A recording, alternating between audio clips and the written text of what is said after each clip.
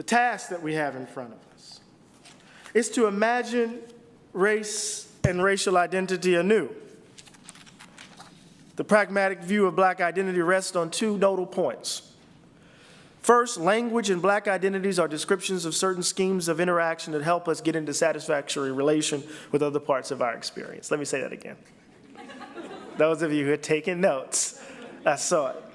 Race, language, and black identities are descriptions of certain schemes of interaction that help us get into satisfactory relation with other parts of our experiences. They're tools used in problem-solving activity. For example, race language is the best way of describing a certain form of policing. And there's no other way around it, which singles out black individuals for a particular kind of treatment.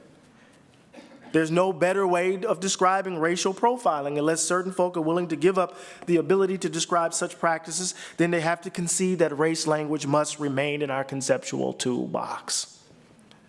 But this does not mean that all discussions of problems involving black folk are best conducted with race language. We must cultivate our ability to see that some problems are best described otherwise. Failure to do so narrows our political options and suggests a hardening of our individual capacity of discrimination, which too often blinds us to the uncertainty and conflict characteristic of any situation properly called moral. Such blindness inevitably affects our character. We can become obsessed with narrow notions of the race and denies the lessons of any view of tragedy. Second, black identity is in part a consequence of the kinds of stories we tell ourselves about our beliefs, choices, and actions in the context of problem-solving activity. I can't tolerate the idea that we no longer can tell our story. Oh, we need to tell our story so that America can understand itself more fully.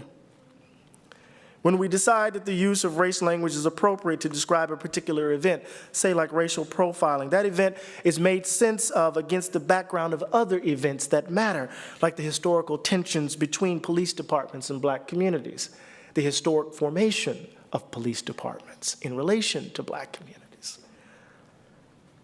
This background of things that matter shapes our characters and informs our conduct. It amounts to a reservoir of experiences that is indispensable to any effort to invade successfully the future.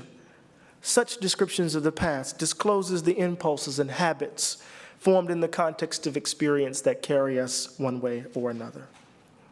So the pragmatic view of thinking about black identity shifts the discussion in at least two ways. We move from the idea that notions of obligation and good are based in a conception of a fixed racial self to an idea of solidarity and identity formation in the face of particular problems. And two, this view evades the rather narrow debates about races, whether races are real or not. Right? There we find, and instead insist in some significant way, that we look the facts of racialized experiences in the United States squarely in the face. When we look those experiences squarely in the face, we find usually on the other side of the tracks, even in Wheaton, America's darker souls struggling to create themselves and to sing America. Right? What's striking is that the sound always has at its root a blue note, reflective of the limit conditions of the world of action and of an insistence to create and act anyway. To be sure, America's history of white supremacy has produced particularly charged conceptions of black identity and history. It could not be otherwise.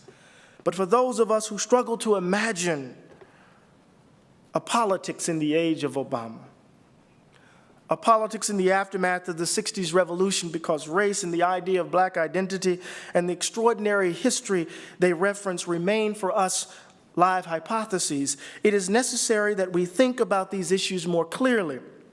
Once we do this, perhaps we can get on with the business of finding better ways of talking about the complexity of black lives and of responding intelligently to the actual problems we face.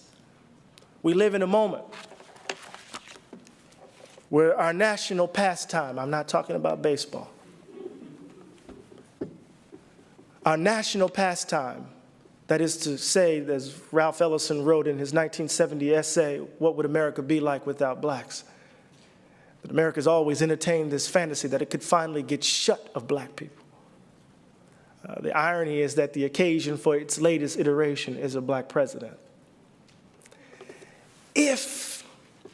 we cannot fundamentally come to terms with the complexity of our moment and re-articulate, reconstruct the various ways in which race continues to overdetermine the life chances of so many of us, our national pathology will only deepen.